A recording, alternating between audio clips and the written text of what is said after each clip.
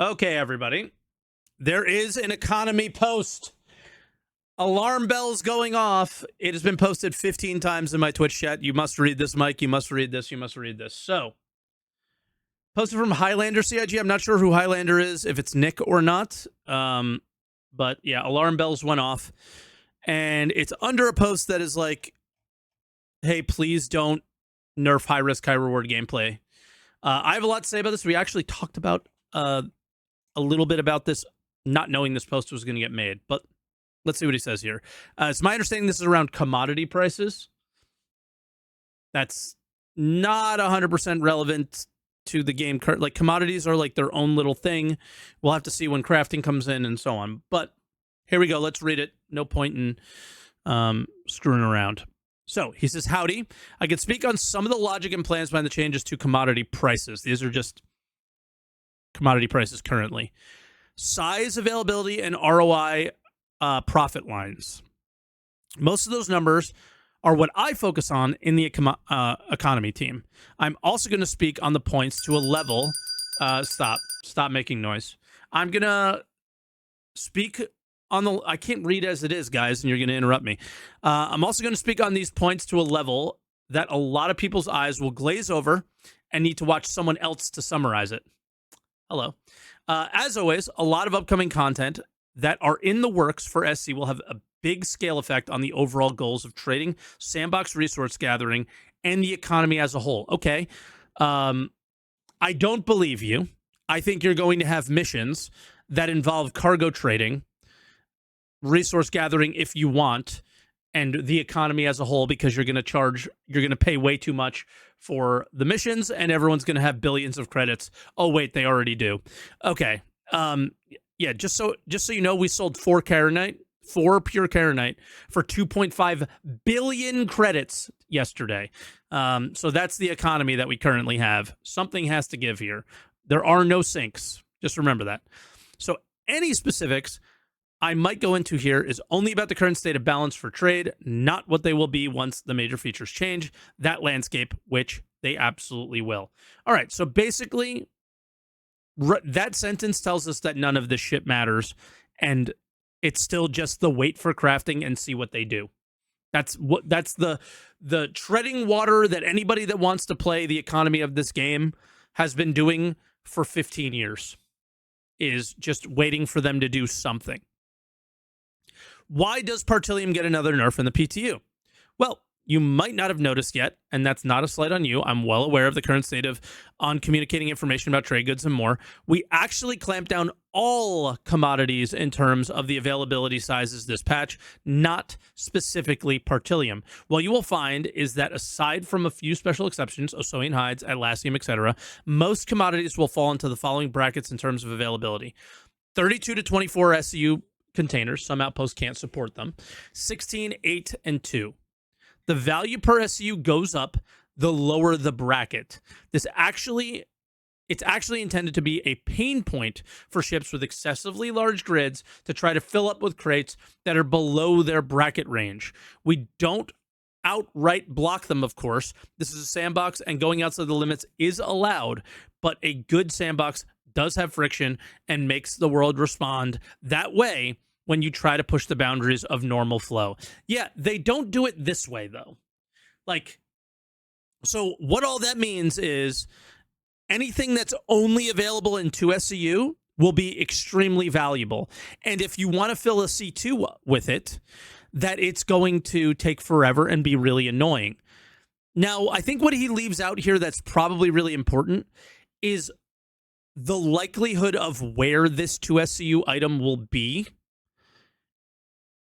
at an exterior outpost on Pyro. So it's not a pain point because it's annoying. It's a pain point because it's risky. Because at a regular outpost in Stanton, if it's 2 SCU available, then I can park my C2 out there and I could take 15 hours to fill it up and make a massive profit.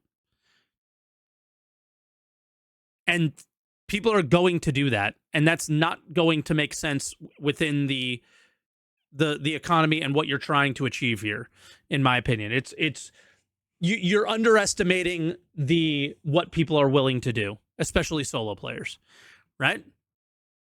So, if the most valuable items are 2 SU, but they're sold at places with the armistice zones, it's defeating the purpose of what you're trying to achieve here, in my opinion.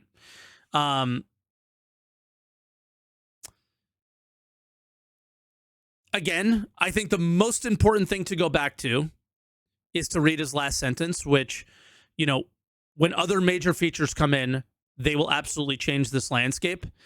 This is all faked. Random ass commodities sold in random ass places, and you buy and sell them at random ass places that it's almost nonsensical.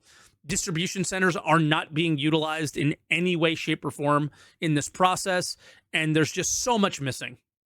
So that's where I'll leave it. We have to look at it in the framework of the post, which is the right now. So the right now is hopefully these 2 SCUs, and we know Partilium is, I believe, only sold in non-armistice zone areas. Correct me if I'm wrong on that one. And as well as like Osonian hides and stuff like that. So the 2 SCU has that additional layer added on top of it of risk. And the time it would take, you will eventually get pirated if you're at that location. Plus, you're going to be in a really big ship with a huge signature. So people are going to know that you're there, and you're not going to know that they're there. Right? CIG should be boosting return on investment across the board on all commodities.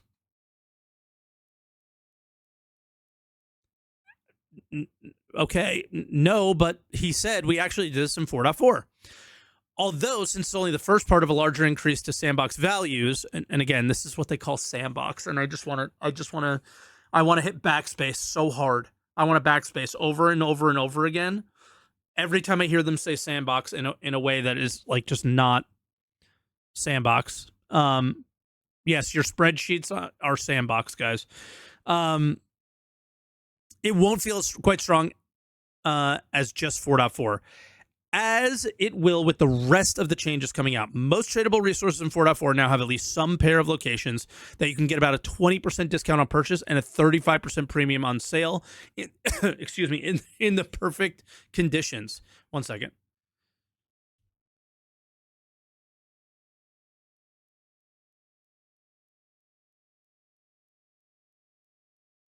All right.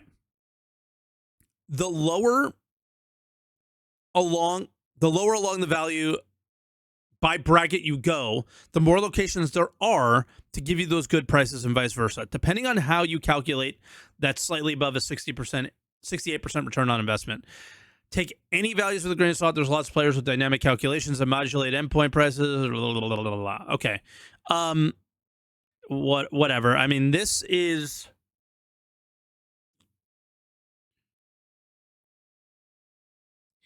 This is interesting. With no sinks, this is so broken, but it just doesn't matter because there's no economy anyway, and there's no crafting. All right.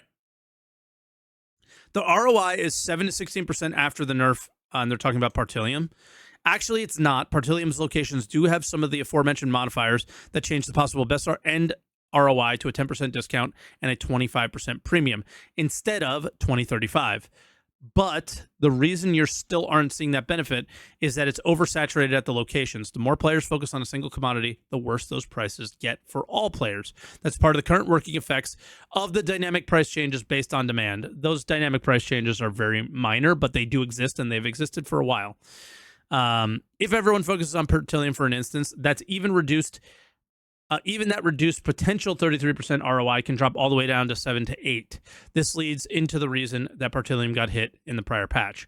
So the goal for the way it balanced between the chase commodities is in their bracket is intended to work, is that even if one resource is at first the most profitable, if too many people focus on that resource, its profit lines drop below the second, then the third, then the fourth best options. This creates a rolling meta where there should never really be one single commodity that is inherently the best choice.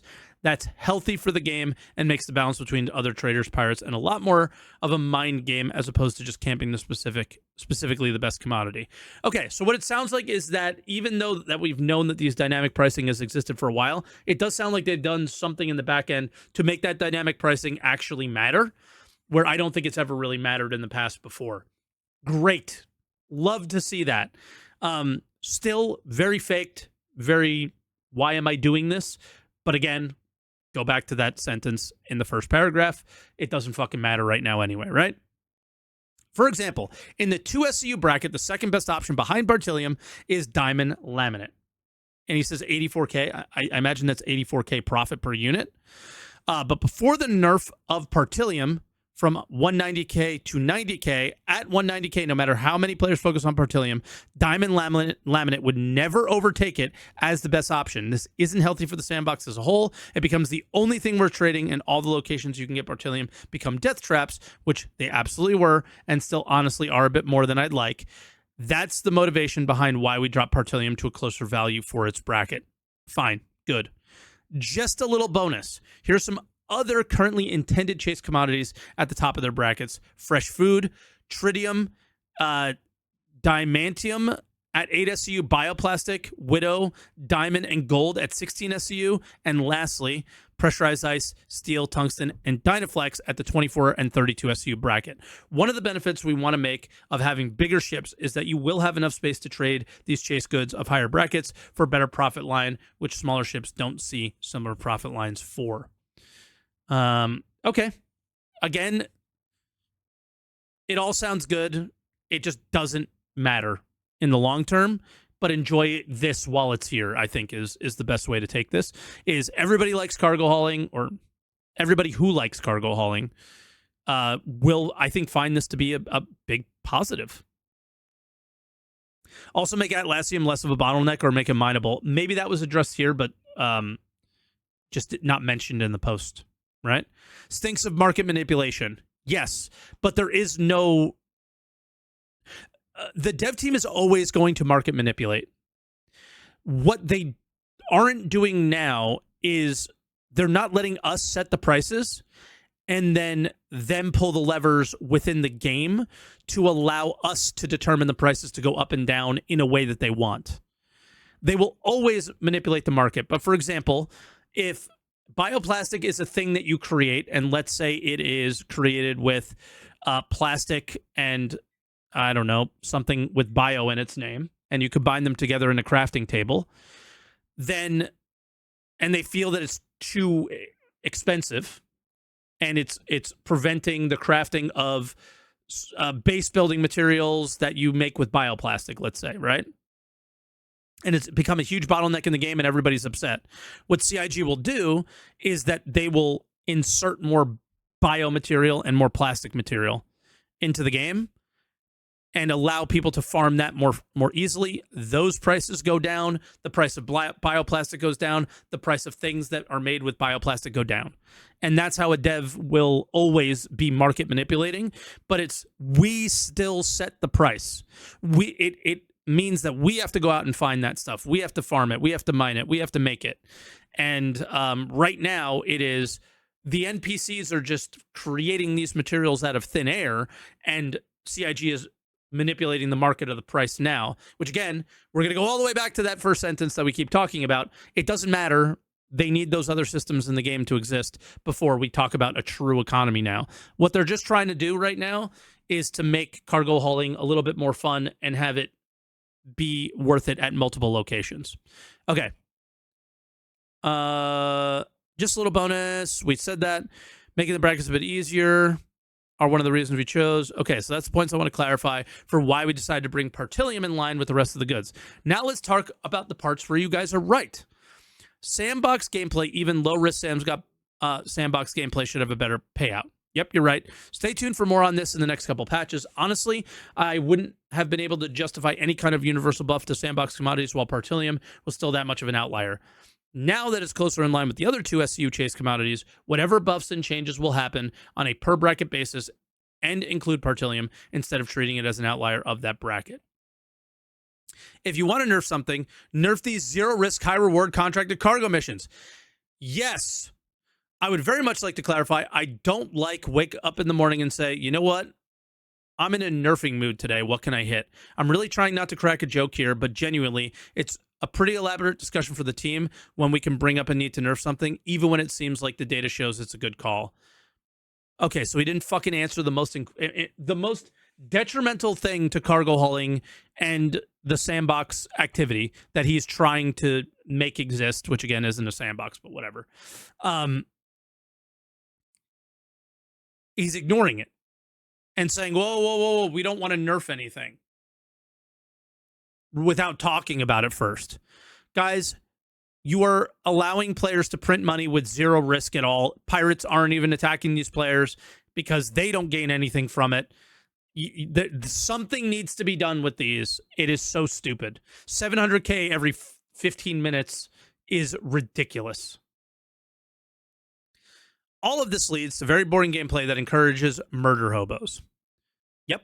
And murder hobo being they're killing me and they're not even taking my cargo. Good. Because somebody needs to stop the endless flow of making money without any sink. Something has to do it. It shouldn't be this, but that's what it is right now. There's some contributing factors from other in-progress systems here, but we know that this is an especially harsh factor for people mining, salvaging, and trading, since those are currently the most piratable goods, and even those are well below piracy values, not including player trading market values, to make it feel actually worth it. Yeah, I think the really important questions at the bottom were not answered in a way that I would consider sufficient. I want to hear a lot more about contracted cargo missions because they're completely busted. And the encourage murder hobo gameplay, I think that he just wants to avoid picking any sort of a side there. And yeah, it's not worth stealing cargo most of the time. I think Wicklow is basically it.